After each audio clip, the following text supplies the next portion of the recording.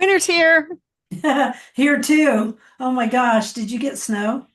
We did get some snow, and then it was kind of coating everything last night, and then it kind of Yeah. disappeared by morning. Just Oh, it's one of those snows. Yeah. yeah, Well, we're supposed to get snow tonight and tomorrow. We'll see.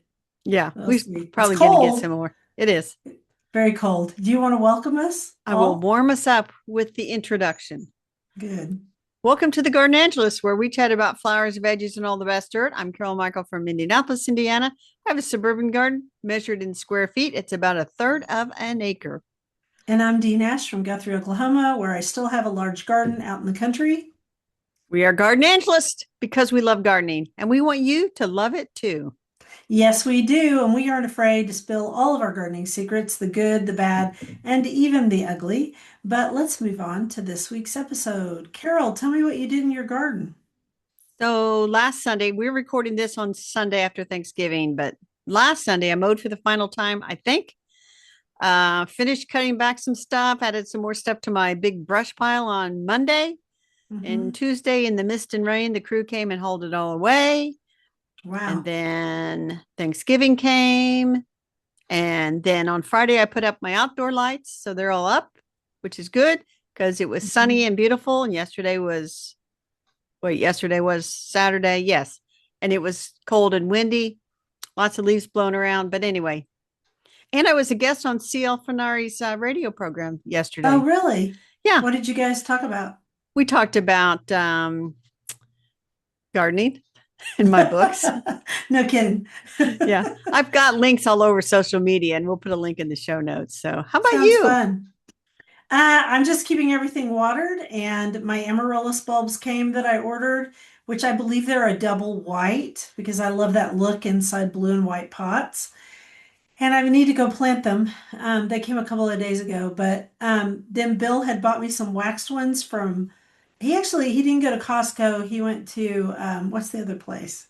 Sam's Club. Sam's. He went to Sam's, and they're in green. They have green ones and they have red Oh, ones, and they're oh, I really need to go pretty. get the green ones. You do because they're really pretty. And let's see. And oh, we put out our bird feeders today and yesterday both, and that's what made me late to record because Well, I was out nobody hanging bird feeders. nobody knows you were late to record except you spilled the beans. I decided to tell people. So that's what I've been doing there. What about your favorites? My favorite this week, I'm going to go all traditional. The Thanksgiving cactuses are blooming. Hurrah. Mine are not blooming yet. Mine are just sitting there growing. Isn't that weird? That is weird. Sometimes they bloom at Christmas, sometimes they bloom, who knows. I'm excited about the wax amaryllis because you Mm-hmm. don't have to do a thing to them. No, we're going to talk about that a little bit coming up. So, how about our question of the week? I'm going to read it since you got it. Okay. A few years ago, when you helped me with my flower bed, you recommended goldenrod. I casually looked for it at different nurseries and haven't been able to find it. A neighbor posted this picture on Facebook and said she found some in a ditch near Deer Creek. I asked her for seeds and she recently gave me some. I showed them to another neighbor who is a seasoned gardener and she said it's not goldenrod and it looks like a weed. Please advise. Okay, that was from Amber. And yeah, I actually garden coached her way a long time ago. And it is goldenrod. She had sent me some pictures so I could see it. And I said, those are definitely goldenrod. And I explained that there were many different types of goldenrod. And probably the one I suggested, although it's been a long time ago, would not be the one that you go dig out of the ditch. Not because it Exactly. isn't a good plant, but that particular goldenrod really runs. It has rhizotomous stems and it takes off and tries to take over your garden. Yes, And it does. so I usually suggest some other ones, including, um, oh, and I also explained to her that if that beautiful bouquet she was showing in the picture were her seeds, they were not mature and probably hadn't been pollinated. And so, Ah, because they were actual blooms. And so I said, they probably aren't mature yet and may not mature. And then I said, this variety is very pretty. And I sent her a link to showy goldenrod, which is one of my very favorite varieties. that is a good one. How was that for an answer? That's a very good answer. I like the Shorts goldenrod, which is Solar I do Cascade. too. Now it does tend to run. I've got a nice A patch of little it bit. though. Yeah. Yeah. So I but don't it's care if it runs a little bit, but that one that we have that is native everywhere, it it took over my garden once. yeah, it's shown up in my garden and I was pulling it out. And even when I was cutting stuff back, and don't people get mad because I cut stuff back. I was getting stuff hauled away. Might as well get it all hauled away. Yeah, I saw that. It was a huge pile. We should put the picture in our newsletter this week. And then that brings us to the insect of the week and live Christmas trees. So neither you nor I have a live Christmas tree in our homes. You Right. because of allergies, me because I'm lazy. Um, but it should you I'm get laughing. Can I just what? say, I'm laughing because they keep showing this paper Christmas tree on Instagram, and I keep showing it to Bill. Like it unfolds and it becomes this beautiful little, and I'm like, Bill, let's just do that this year. Talk Yeah. about lazy. But I doubt if that happens. I probably will put up the tree. But go ahead. Some people love a good live tree. A good live tree, but the thing is there can be hitchhikers on the good live tree, and we're not talking garden fairies or tree fairies. We're talking insects. We're Yeah, talking spiders. And so they're dormant and they're out in the cold, and then you bring them into your house, and the next thing you know, you got aphids and spiders crawling around. The good news from Penn State, though, is they're relatively harmless and they won't survive very long in the indoor environment because that's not their environment. It's too warm right. It's too warm for them and too and the wrong dry. time of year for them to be warm. Right. Because So, certain spiders like to live in the house and other spiders like to live outside. so anyway, just you know, I would make sure to give your tree a good soak before you bring in. I would shake it down really good and make sure and kind of do an inspection, make sure it doesn't have a bunch of bugs on it. All right, I'm going to do a quote. We're going to talk about flowers. The cold arrives like an old friend, asking us to slow down and listen. The trees loosen their grip, the wind rewrites the landscape, and the soil hums with quiet activity. Winter isn't an ending, it's the season when the roots gather strength for the return. Paul Avellino, and we found that on Instagram. Yeah, we loved it. I'm not sure cold arrives like an old friend. There's probably It arrived here like a freight train. We had huge exactly. wind and it was just something else. So, Yes, yes, but maybe yes. in Paul's world, it arrives like a good old friend. Yeah. So we didn't know what to talk about the weekend after Thanksgiving. So we thought, why not just talk about some holiday plants, which I consider holiday plants a good excuse to get more house plants. Yeah. Because even if somebody says you have enough house plants, well, you Do don't have you? holiday house plants. So you got to get some. Yeah, especially amaryllis, which are What, which are yeah. hippiastrum. So wax versus potted, you know, and I so do you're both. having both. I have potted ones, but I don't do all the necessary things for dormancy to get them to rebloom. Occasionally they'll rebloom, and I'm like, thank you, but I'm very casual about them. They kind of grow as a foliage plant. Sometimes they die back. Very, very casual about them. Oh, I'm so casual. I mean, seriously, sometimes I let them live and sometimes I just toss them in the trash, which all of our friends who save every plant are now very upset. I So, do have a friend in garden club, and she and her husband have kept some of red amaryllis, I think it is, for years and years and years and years. They hull it out in the summertime. It lives on their deck, and then, as I recall, they give it its dormancy in their garage for 8 to 10 weeks, and then they wait until after Christmas, and then they pull it out, and they usually get blooms by Valentine's Day. oh, fun. So that would be a good reason to do that so that you could time the blooming, Yeah, I I just take guess. it as it comes. I do too. I just don't care that much because if it comes before Christmas, great. If it comes after Christmas, great. I just don't Yes. And care. if you want it to be exactly on Christmas, go you to a Good florist luck. and buy one already in bloom right at that moment that you want it. Yeah, no kidding. Or get a fake one. Never mind. Christmas cactus.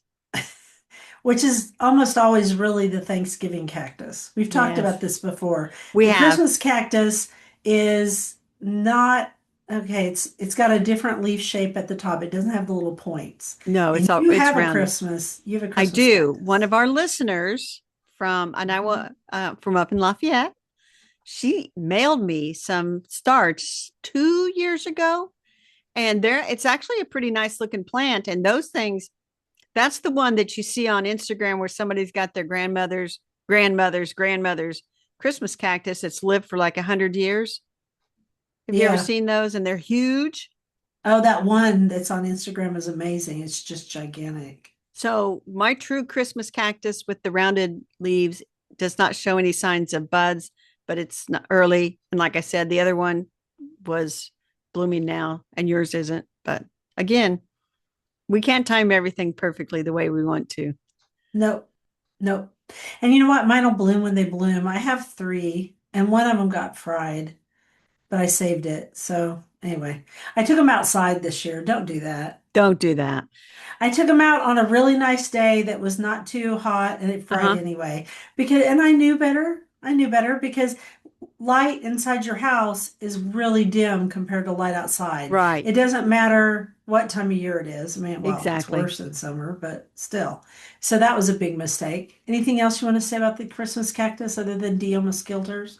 They are from Brazilian rainforest where they grow on trees, so So they that would aren't be really shady. cactus. And they like it to be indirect light. And Yeah. again, my favorite, not my favorite movie, but in the movie The Homecoming with the Waltons, in the first 5 minutes, Mrs. Walton discovers a Christmas cactus blooming in the basement and brings it up for everybody to see. And is the fakest looking plant I've ever seen. Let's move on to rosemary. So they like to train them into those little train rosemary plants into those little trees. This would be a vertical rosemary. Once upon a time, I wrote a whole article on rosemary and I had to research the heck out of it for Family Handyman. And there's the kind that trail and there's the kind that are upright. Those rosemary trees are really cute, but don't expect to keep them because they No, are too root bound that and houses are really too warm for most rosemary.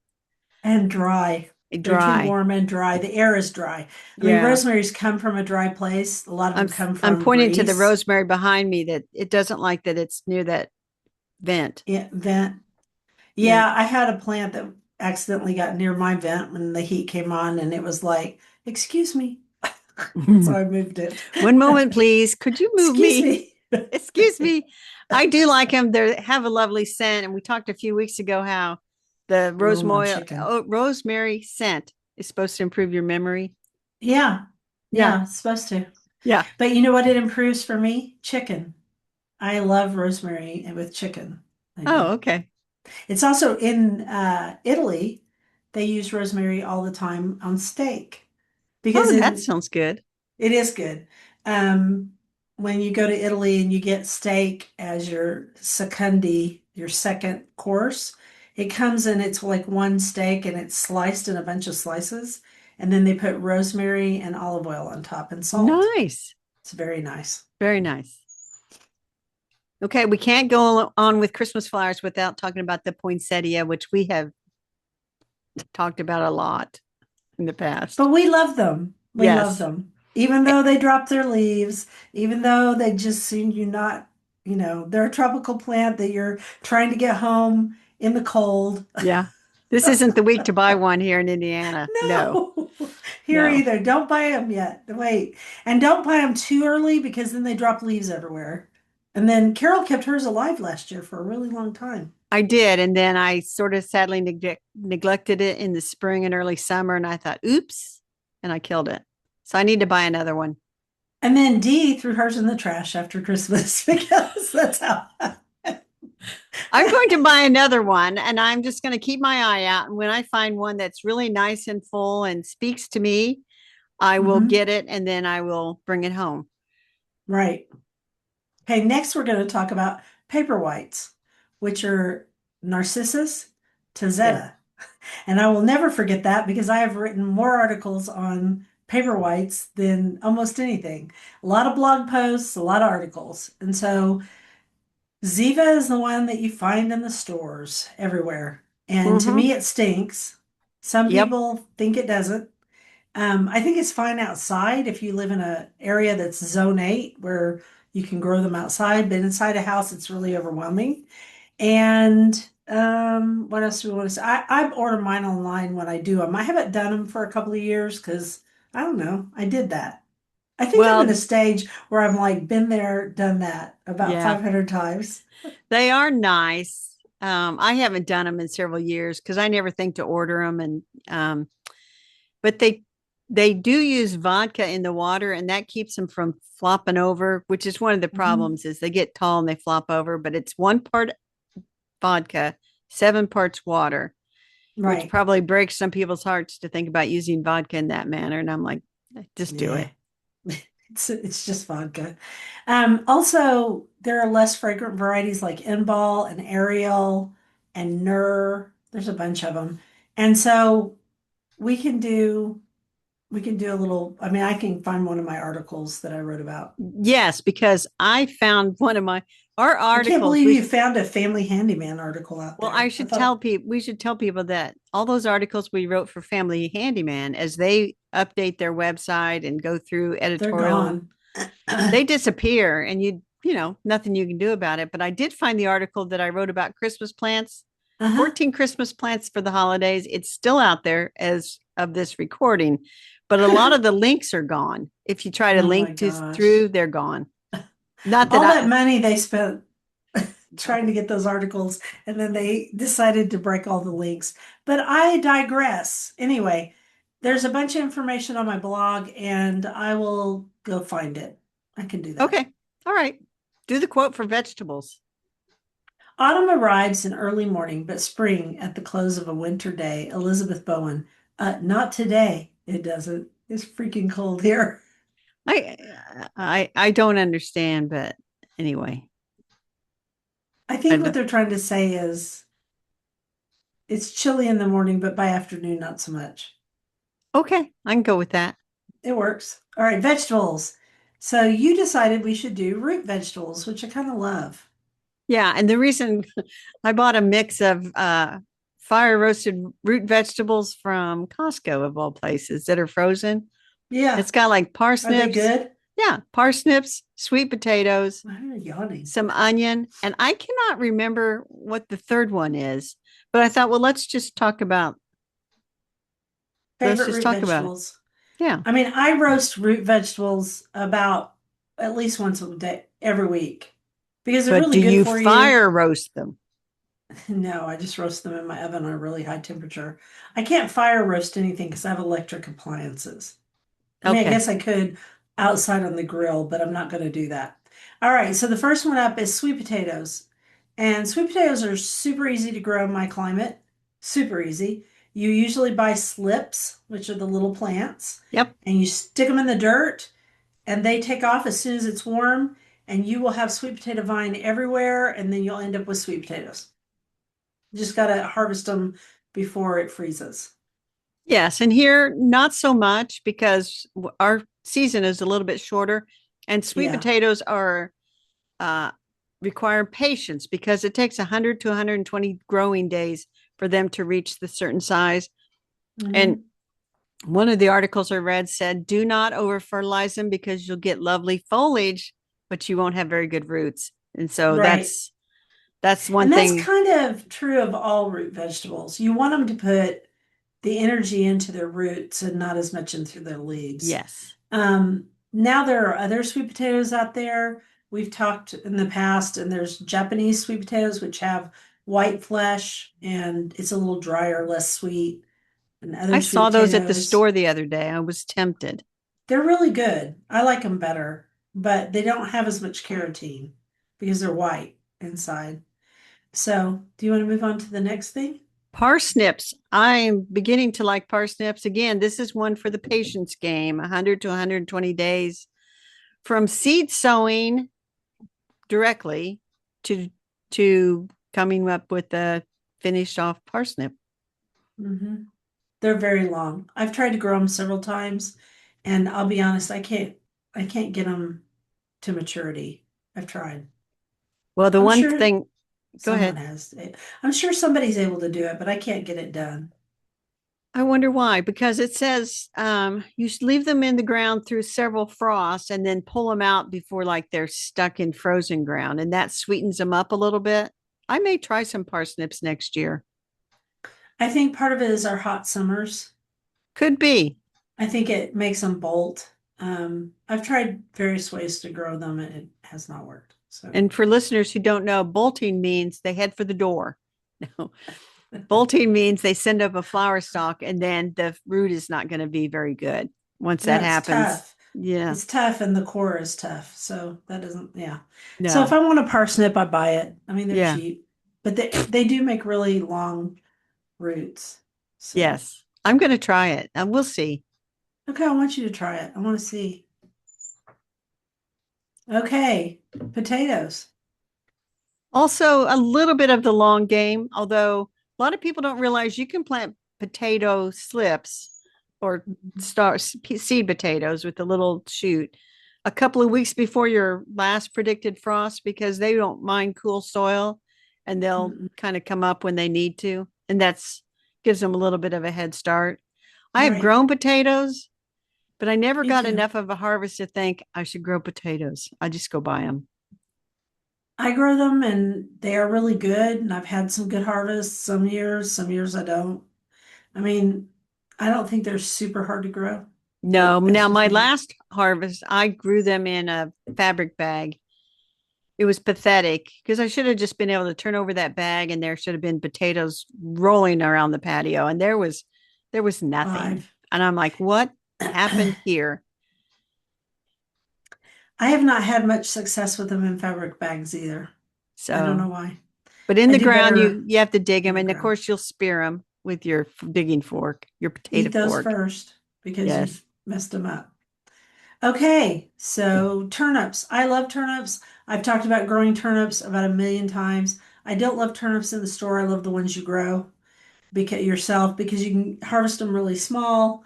The easiest one to grow in my climate is purple top globe turnip. Isn't that the I name of think it? purple top is the one that most people grow. I Yes, think there's a it's turnip easy. called avalanche that's all white It from is. Burpee. I've grown it. And so I think It's All good. America Selections, maybe they sent us some seeds. Maybe so. Also, I've grown some of the Japanese ones, and they're good too. They're small and white. So pretty good, pretty delicious. Not too hard to grow. Short season.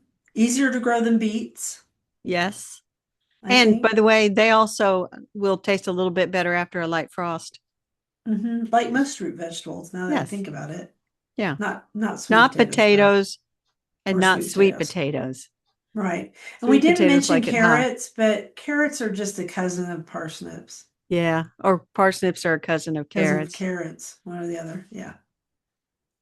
Anyway, so the with all root vegetables, the main thing is you need a good friable soil. They run into rocks or hard soil or whatever. They won't, especially carrots and parsnips, will not form very well. So keep that in Right. mind. Right. So that's vegetables, root vegetables, winter eating, as they say. hmm And then you said, D, come up with a good recipe. I think you were saying for Root vegetable turnips, for anything.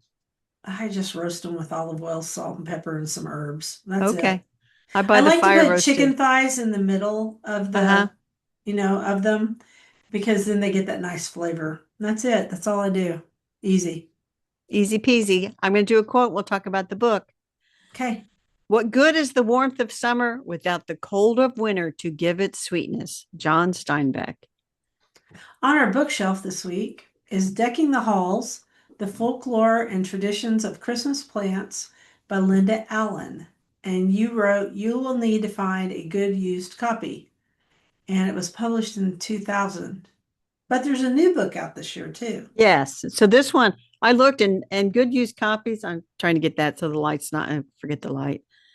Good use copies are like $40. I mean, this is a tiny little hmm book, but I have it in my Christmas book collection and it's nice. It's got all kinds of information about Christmassy plants. Did you get this one from the library, Dee?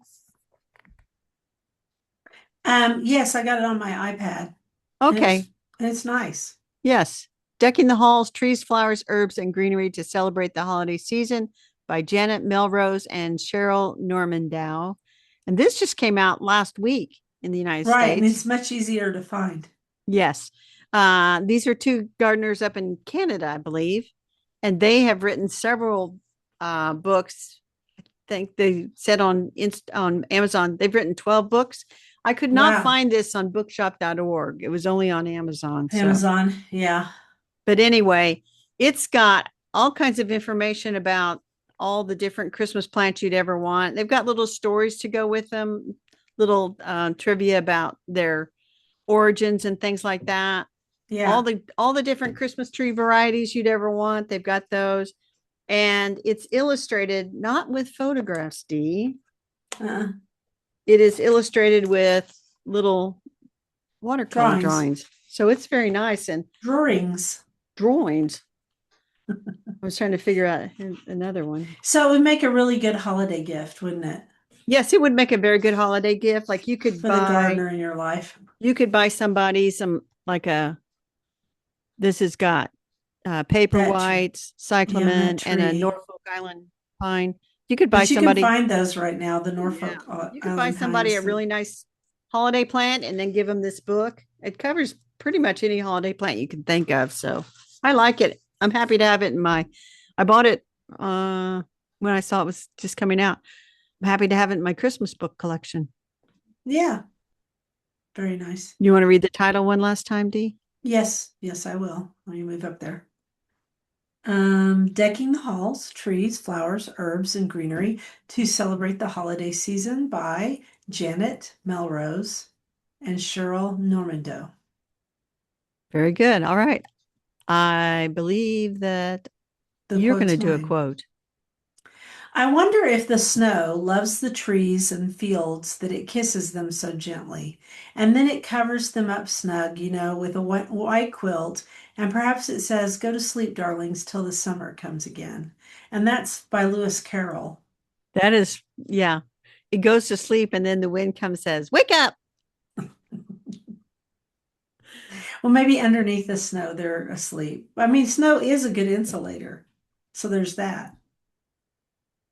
There, yes. And we will need good insulation this week, and we do not Yeah, have because it. it's really I cold. get some more tomorrow. I don't even know. I don't either. I think we are supposed to. So you found our dirt. Tell us about it.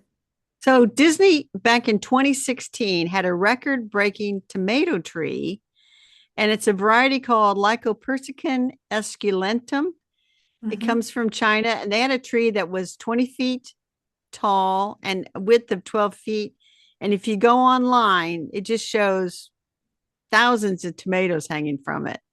So I couldn't understand why my great nephew is showing me this picture on Thanksgiving and saying, I want to grow a tomato tree, which led to a whole nother topic of cage versus steak tomatoes, which I didn't think was going to come up over Thanksgiving dinner. Anyway, so they're holding it up like I'm going to show them how to grow a tree like that. And I am not. No, that would be so hard. So it was a record breaker at Disney, and it's not there anymore because it's from 2016. But the Right. good news is Disney is growing another one, but it takes many years to get to that size. It's amazing. So, You showed me the picture. I was like, what? so anyway, I thought that was fun dirt, and It is fun yeah, dirt, there you go. There's a record-breaking tomato tree. There was at Disney's Epcot Center. which was amazing. We should link to it and then people can go look it up. We always link to our dirt. They shall be able to look it up. Yes, You want and to do the next quote? I do. Winter is the time for comfort, for good food and warmth, for the touch of a friendly hand, and for a talk beside the fire. It's time for home. Edith Sitwell. Do I we love know that Edith quote. Sitwell? I don't know. Do we? Do we I look her up real quick? You look her up Okay. and I'll tell you about my rabbit hole. Okay. So I I already early in looked the her week up, I so you have to listen first. We'll do okay. it. Go She was ahead. a British poet and critic, and she was the eldest of the three literary Sitwells. And she was just an interesting, what is she famous for? What Oh, book? she's a modernist poet and critic. And her brothers were Osbert and Sasha Verrill.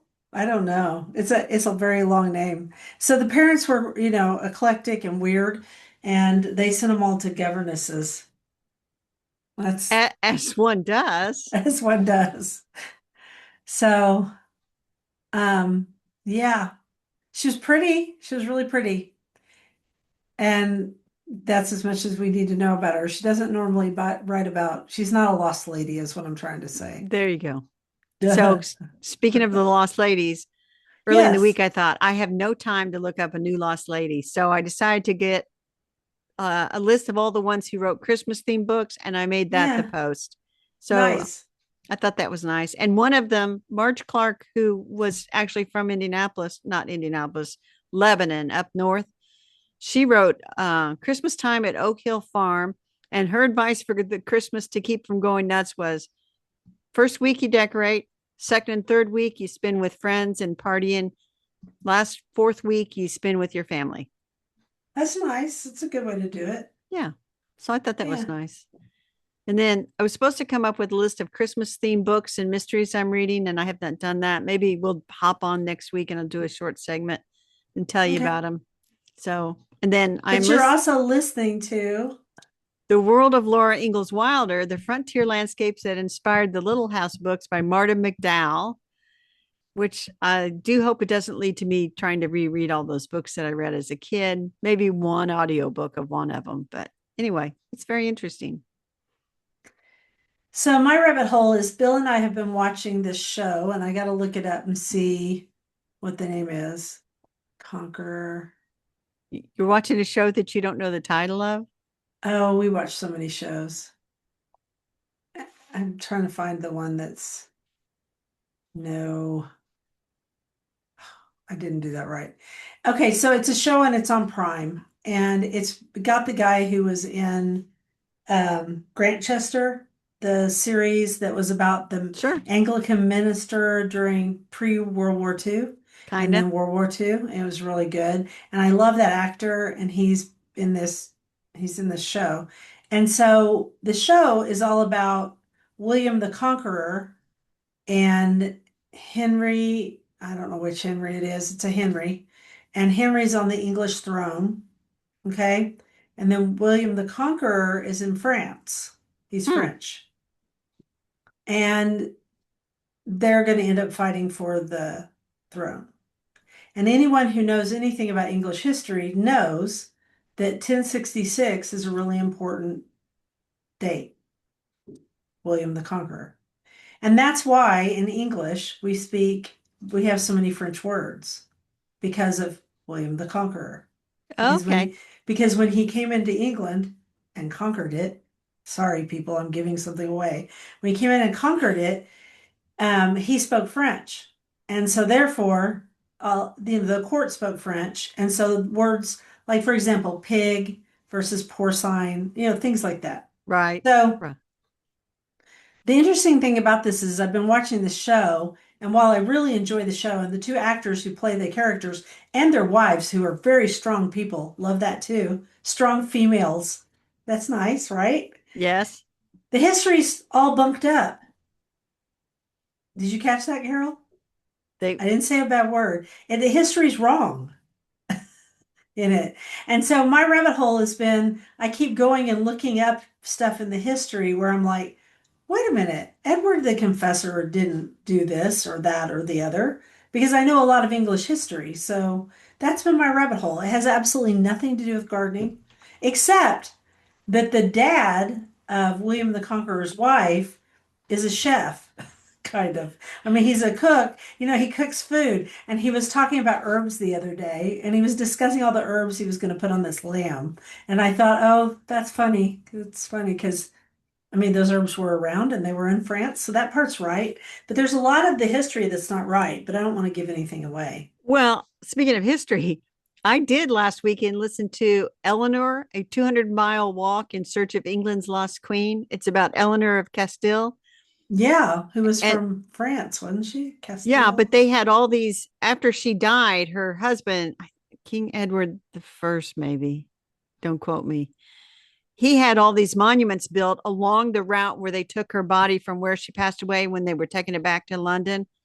Yeah. And there was all these monuments. Most of them had either been torn down or, messed up in some way. But so the author Alice Luxton, Loxton, she decided to walk the entire funeral route on the like day and speed at which they walked it in the 1200s when they did it. Wow. That's amazing. She did that just recently, Oh, and I'm the really book. glad you're going to link to that because I might want to listen to that. Okay, so the name of the show is King and Conqueror. Okay. Okay, and it's about the 1066 Norman conquest of England, focusing on the conflict between William the Conqueror, played by Nicolaj Coster-Waldau or Waldo, and Harold Godwinson, which is King Harold. And it says, while it provides an entertaining and dramatic portrayal of the events, some viewers and historians have noticed historical inaccuracies. Yeah, like Yeah, G. some big ones. If I can pick up on them, like there Yeah. was one thing that happened and I was like, that didn't happen. And I was right. Well, So, Alice in the book, she said that Eleanor of Castile, Queen Eleanor, yeah. was very into gardens and gardening, and she was quite involved in a lot of buildings and things like that were going on. But she said, and I sort of paraphrase, that if Eleanor had been alive today instead of 1200s, she would have been very much a fixture at the Chelsea Flower Show in London. Oh, nice. She and the Queen. That would have been lovely. Yeah, if only that's the way it worked. Anyway, that was my rabbit hole and your rabbit holes. And so should we go to garden commissions? We should. I am going to plant those amaryllis bulbs. That's going Huh. to be my big I garden commission I and hope you keep do that on much quicker than you did your garlic bulbs. garlic. Golly, that took forever. And then I'm also going to go out and water the greenhouse and I'm going to keep my other plants watered and, just keep things going. That's what I do. That's good. So here's the big surprise. I believe, even though it's going to be cold, I'm going to watch the old fence go down and the new fence go up. And yes, they can do it in the winter. It has steel posts that are driven into the ground, and then Hmm. they wrap the wood around it so you don't know that the post is steel. So there will never be a rotted off wooden post in this fence, which is good. Nice. That's nice. So that's supposed to start tomorrow, Monday. And then I'm going to tend houseplants, tend my microgreens, which I'm still keeping going with those, eating them and growing more.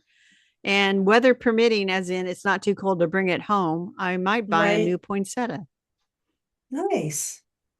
It's almost time to do that. Shall we do the we do not care part? Yes, I wrote it. You write, you say it. Oh, you want me to say it? I thought you wanted to say it because you wrote it. We do not care if you have too many houseplants. There is always room for a Christmassy houseplant or two Or 10. or All right, 10. I'm going to wrap us up. Thank you for listening to the Garden Angelus. We publish every week on Wednesdays at 12 a.m. Eastern Time. Be sure and follow us on Apple Podcasts. That helps us get noticed by others. Cat's trying to get in my lap and walk across my keyboard. If you subscribe to our Substack newsletter, you get a link to listen to the podcast a whole day early and links to products we discuss. Plus, go over to YouTube and see us in person. Full episodes show up on Tuesdays. And if you can't wait until Wednesday, you now have 2 ways to get episodes on Tuesday. If you want to help support us, use our affiliate links. If you buy something after clicking through on them, we're in a small commission and it costs you nothing. Or you can set up a monthly subscription through Buzzsprout or make a one-time donation through PayPal. You also have the option of pledging your support on Substack. Thank you to everyone who has done so. It helps us pay for podcast hosting. And a special thank you to Jennifer, who has gifted us gift cards for Betty's Tea Room in Oh, England so that we can order some English teas to be delivered to our houses. which is amazing because Betty's Tea Room was an amazing place. I got to go there. It was lovely to chat with all of you over the garden gate. Bye until next week. Bye, everybody.